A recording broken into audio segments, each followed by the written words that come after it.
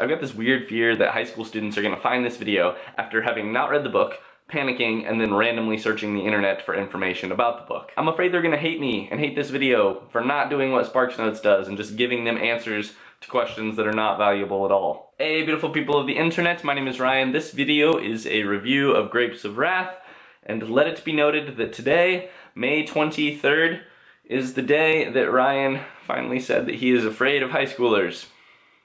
This is a new low, people. Welcome to my world. Okay, this book review is coming to you in 3 parts like usual, but because Grapes of Wrath is so well known and it's a classic and a lot of readers bring a lot of information to the table with them, I'm just going to focus on what I can add to the conversation. That means that the 3 parts are probably not going to be equally weighted at all. For instance, the first section, the basics about the book, is going to be very simple. I'll keep this brief. Grapes of Wrath, published in 1939, written by the American and Californian extraordinaire John Steinbeck. Winner of the National Book Award, the Pulitzer, and then largely responsible for Steinbeck winning the Nobel Prize for Literature in 1962. It's 455 pages long. It features a thing called interchapters. More on that later. Grapes of Wrath focuses on one Oklahoma family, the Joads, during the Great Depression. They're forced to move from Oklahoma to California because of the Dust Bowl and the hurt that is putting on their small family farm. The family is large, it's 3-generational, but they manage to pile themselves into one car and head out west for the promised land of California. And what happens next?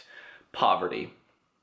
Poverty happens. I could be more specific, but there's also 100 million places on the internet where you can find a summary of this book, so I think I'll just leave it there. Here's what I can add though. Over the last month, I read Grapes of Wrath as part of a grad seminar class, and for one of my projects in that class, I also read a series of newspaper articles written in 1936 by John Steinbeck. They're entitled The Harvest Gypsies, and though they were published in 1936, they were much later compiled into a book. But they formed the basis for the 1939 novel, which is the subject of this video. To write these articles, Steinbeck spent a lot of time in the both successful and not successful camps of the migrant workers. He talked to the families, he listened to their stories, he bore witness to their extreme poverty, and above all else, he talked to the organizers who were trying to get these workers together so that they could earn an actual living wage.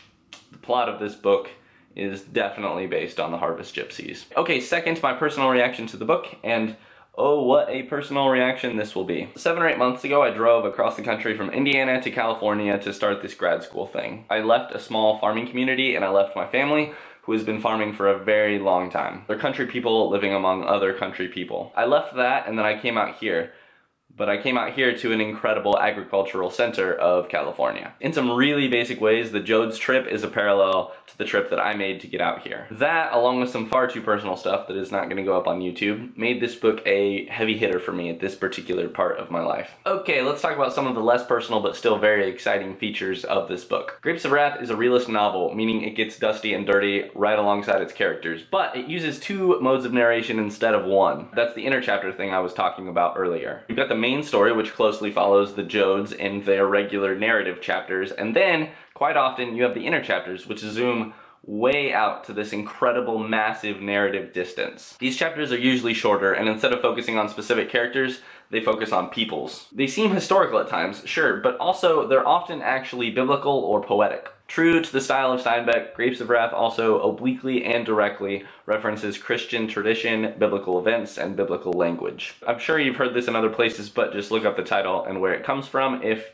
you need an example of that. Anyway, Steinbeck has this wonderful way of writing very specific characters while tapping into the larger Christian mythos. Just talking about this makes me want to go back and read East of Eden, which was one of the most special reading experiences of my life, and Grapes of Wrath was not far behind that, honestly. So, in short, you've got a realist novel that alternates distances between the specific characters and the peoples in order to simultaneously paint a specific and general picture of the situation. It also alternates between specific character and place references and the kind of afloat, unattached biblical language and imagery. Sorry, I just, wink, needed to find a way to say the word wink afloat, wink, in this video.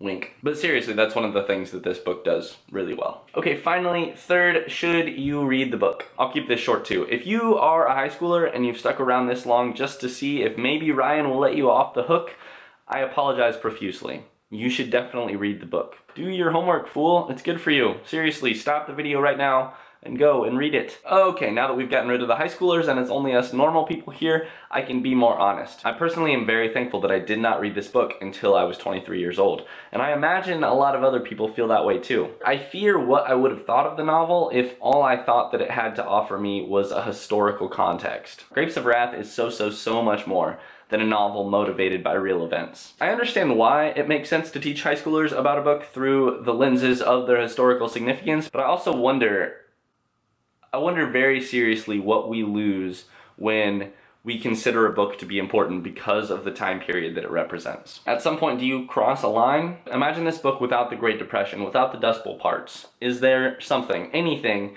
worth talking about beyond that? And if there is, why isn't that the first thing that we talk about? I've got a gut feeling about this and even some opinions, but I don't have an answer. I feel like I say that more and more the longer this channel exists, but I don't have an answer. But I know that you are all smart people, and I would love to hear, do you think we lose anything when we come to a book thinking, this can teach me about X time period, or this can teach my students about X historical event? What do you think? Oh, and to answer the first question, yeah, you should read the book.